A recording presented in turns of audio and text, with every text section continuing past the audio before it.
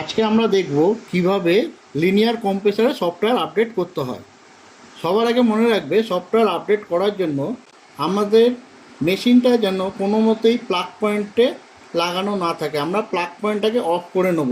এক্ষেত্রে মেশিনটা আমি বাইরে পিসিবিটাকে বের করে চেক করছি বা আমরা দেখাচ্ছি, কিন্তু সেক্ষেত্রে তোমার পিসিবি মেশিনে লাগানো থাকলেও কোনো অসুবিধা নেই, কিন্তু যেন প্লাগ পয়েন্ট অফ থাকে সেটা মাথায় রাখবে। এবং সফটওয়্যার মারার জন্য প্রথমে আমাকে যেটা দেখতে হবে যে আমার যে রিরাইডার জিগ আছে, এই জিগের মধ্যে একটা এসডি কার্ড থাকে। সেই এসডি কার্ডে যেন আমার লিনিয়ার কম্প্রেসারের সফটওয়্যার দেওয়া থাকে। ঠিক আছে, এবারে আমরা দেখব কিভাবে সফটওয়্যার আপডেট করতে হয়। প্রথমে আমরা পিসিবিতে চেক করব যে কানেক্টর নাম্বার 202, এই কানেক্টর নাম্বার 202 চেক করব। এবং কানেক্টর নাম্বার 202-এ আমরা দেখতে পাচ্ছি প্রথমে লেখা রয়েছে ভিসিসি। এই ভিসিসি বা কিছু মডেলে টিএক্স লেখা থাকতে পারে। প্রথমে আমার জিগের মধ্যে যদি ভিসিসি লেখা থাকে, তাহলে দেখো এই যে এখানে ভিসিসি বি কানেক্টারে এবং এটা রেড কানেক্টার আছে, এবং এ কানেক্টার যেটা আছে এটাতে টিএক্স মানে হোয়াইট ইউজ করতে হবে। যেহেতু আমার এই পিসিবিতে ভিসিসি আছে প্রথমে, তাহলে আমরা ভিসিসির জন্য রেড কানেক্টার ইউজ করব। দেখো আমি প্রথমে কানেক্টার নাম্বার 202-এ রেড কানেক্টার ইউজ করছি।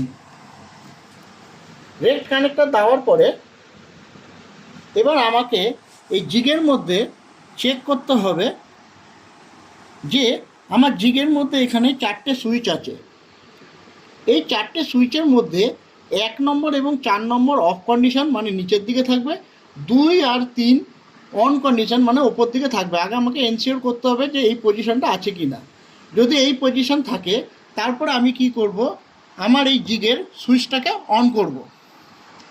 সুইচকে আমি যখনই অন করব, মেশিনের এখানে দেখাবে software version V8.15 flash downloader. এটা যখন আসবে, এরপরে আমরা যেটা করব, পুশ বাটন, এই যে বাটনটা, এই পুশ বাটনকে একবার প্রেস করব। পুশ বাটনকে একবার প্রেস করার পরে আমরা ওয়েট করব যতক্ষণ না এর কারেন্ট চেকসাম দেখাচ্ছে। ওয়েট করব।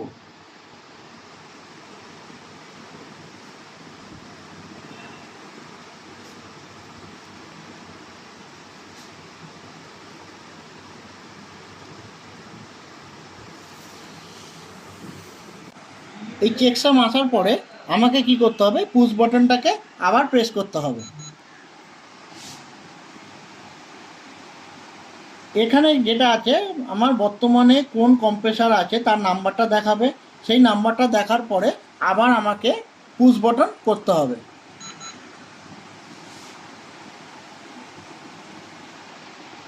এবার আমার ওয়েট করতে হবে যতক্ষণ না এটা পুরোপুরি সফটওয়্যারটা আপডেট হয়ে যায়।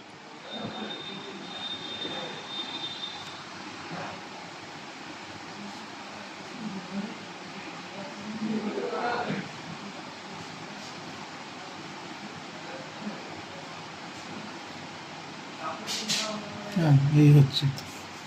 আচ্ছা, এবারে আমরা দেখছি এখন আমাদের সফটওয়্যারটা আপডেট হচ্ছে।